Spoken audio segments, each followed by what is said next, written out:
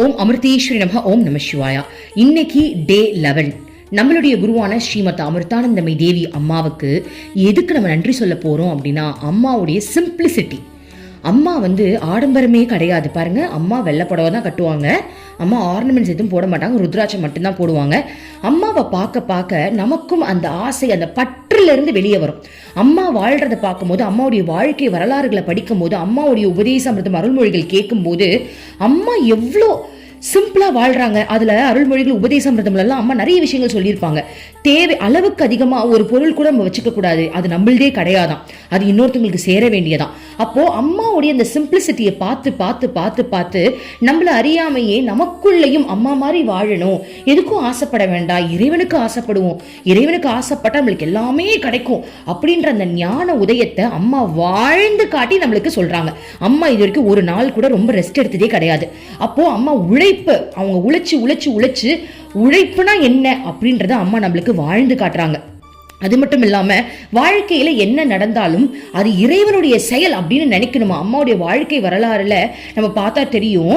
அதுல என்ன சொல்லியிருப்பாங்க அப்படின்னா, அம்மா அவங்க வாழ்க்கையில என்ன நடந்தாலும் இது இறைவனுடைய விருப்பம் போல இருக்கு, நான் ஏத்துக்கிறேன் அப்படின்னு. அவங்க குடும்பத்துல பிரச்சனை வந்தாலும் சரி, அப்பா அம்மா அம்மாவை புரிஞ்சுக்காம நடக்கும் போதும் சரி, அம்மாவுக்கு தெரியாம அவங்கள தங்கச்சிங்களுக்கு கல்யாணம் ஏற்பாடு பண்ணதும் சரி, இது 4 பேர் அம்மா கிட்ட, அம்மாவுடைய பிரம்மச்சாரிகளே அம்மாட்ட என்னம்மா உங்ககிட்ட சொல்லாம இப்படிலாம் பண்ணிட்டாங்களே அப்படின்னு அம்மாட்ட கேட்கும் போது அம்மா ஒரே ஒரு வார்த்தை சொல்லுவாங்க, இறைவனுடைய விருப்பம் இதுவாக இருந்தால் அப்படியே நடக்கட்டும் அப்படின்னு. அம்மா அதை முழுமையா ஏத்துக்கிட்டாங்க. சோ அம்மா ரொம்ப சிம்பிளிசிட்டியா வாழ்றாங்க. அம்மாவை பார்த்தாலே நம்ம அம்மா மாதிரி வாழணும்ன்ற ஒரு எண்ணத்தை அம்மா நம்மளுக்கு உருவாக்குறாங்க.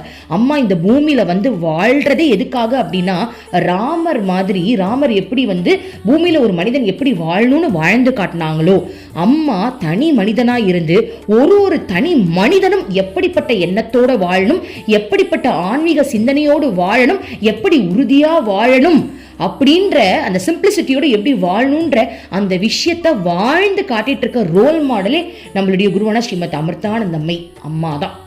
அதற்காக அம்மா உங்களை பார்த்து நாங்கள் நிறைய மாறி இருக்கோம்மா, உங்களுடைய சிம்பிளிசிட்டி பார்த்து இப்படிதான் இருக்கணுன்ற அந்த ஆர்வத்தை எங்களுக்கு கொடுத்துருக்கீங்கம்மா. ஒவ்வொரு சூழ்நிலையிலையும் அம்மாவுடைய உபதேசமிருதம் அருள்மொழிகள் எல்லாம் அம்மா வாழ்ந்ததை அப்படியே போட்டிருப்பாங்க. இந்த டேட் போட்டு தேதி போட்டு நம்மளுக்கு அந்த வருஷத்தை போட்டு அம்மா அன்னைக்கு காலையில என்ன பண்ணிட்டு இருந்தாங்க, நைட் என்ன பண்ணிட்டு இருந்தாங்க, எப்போ குளிக்க போறாங்க, எப்போ வெளில வராங்கன்னு ஒரு இன்ச்சு விடாம அம்மாவை பத்தி நம்மளுக்கு சொல்லியிருக்காங்க. ஏன் அப்படின்னா அம்மாவுடைய அந்த வாழ்க்கையோட சிம்பிளிசிட்டி நம்ம தெரிஞ்சுக்கணுன்றதுக்காக சொல்லியிருக்காங்க. ஸோ அம்மா அதுக்கெல்லாம் கோடான கோடி நன்றிம்மா, நன்றி நன்றி நன்றிம்மா. ஓம் அமிர்தேஸ்வரி நமக. ஓம் நம சிவாயா.